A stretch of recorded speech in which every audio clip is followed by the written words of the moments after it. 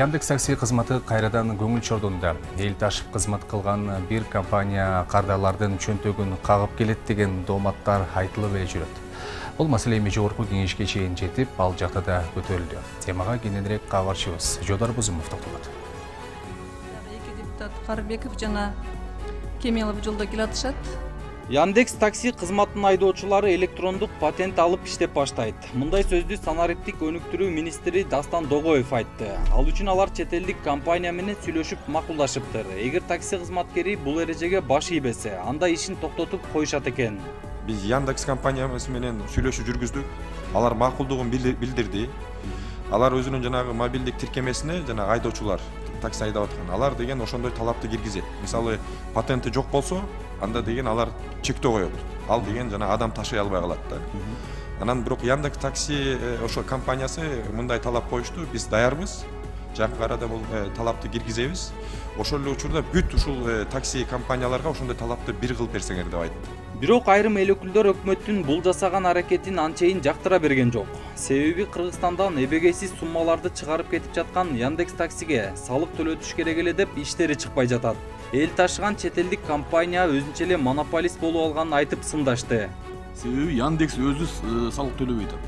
Маселе ошондо. Сиз азыр кайра эле биздин жарандарга патентин жок болсо, предложение бербейбиз деп биздин жарандарды төлөтүп атабыз.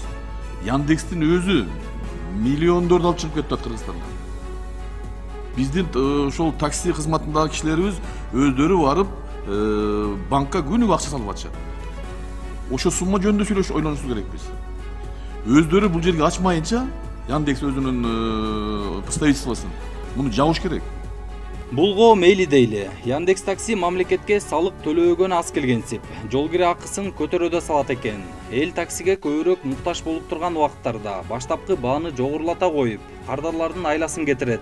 Ошол себептен антимонополия бул жагдайды жөнгө салбаса болбойт дейт эл өкүлдөр. Анан антимонополия службасы менен параллельно сүйлөшүүлөр жүргүзүп иш алып барыш керек деп ойлойм да бул жактындачы. Себеп дегенде жанагындай пробка маалында же жанагындай биздин жарандар көп такси кызматкерлерине муктаждык болгон учурда булар бааларын жарандарга өтө жогору коюп коюп атышат да. Эми баягы кайка бар куда денется дегендей эле мамиле кылып коюп атат да. Экинчи тарап катары Яндекс такси кызматынан да комментарий алууга аракет жасадык. Бирок алардын Кыргызстанда иштеген туруктуу деле өкүлдөрү жок экен. Баары электрондоштурулуп, компаниянын ишин сырт жактан гана көзөмөлгө алып турарын уктук. Андыктан такси кызматында иштеп жүргөн жарандардын оюн билип көрдүк. Көпчүлүк айдоочулар патент төлөөгө каршы деле эмес. Болгону компания мамлекетке салык төлөп иш алып барса, ошондо бизге да жакшы болмок деген пикирлерин айтышты. Биз мисалы канчадан бери ушул Яндекс такси боюнча ушун шылуун компания экенин доказать этип берип, письмолорду жазып атабыз. Кааласаңыз сиздин WhatsApp-ыңызга жөнөтөм да, ошол жазып аткан мамлекеттик органдарга эмени. Эми биз түшүнүктүү эле да баарыбызга Яндекс бар экенинчи. Бирок мамлекет эмнегедир Кыргызстанда ал жок деп атат да. Бул мындай бир парадокс да.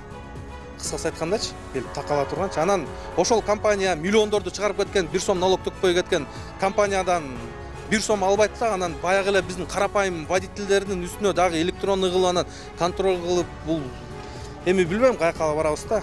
Мамлекетибизде так эле көрүнүп атпайбы? Бүт нерсе кымбаттап атат, адамдын физический труду арзандап атат да. Айтсак, буга чейин Яндекс такси кызматында иштеген айдоочулар митингге чыгышкан. Алар эл ташып кызмат көрсөтүп жаткан компаниянын жетекчилери сырт жакта туруп кардарлардын чөнтөгүн кагып жатканын айтышкан. Ал тургай айдоочулардын тапкан каражатына пайыздык үстөктөрдү көбөйтүп салышканын билдиришкен болчу.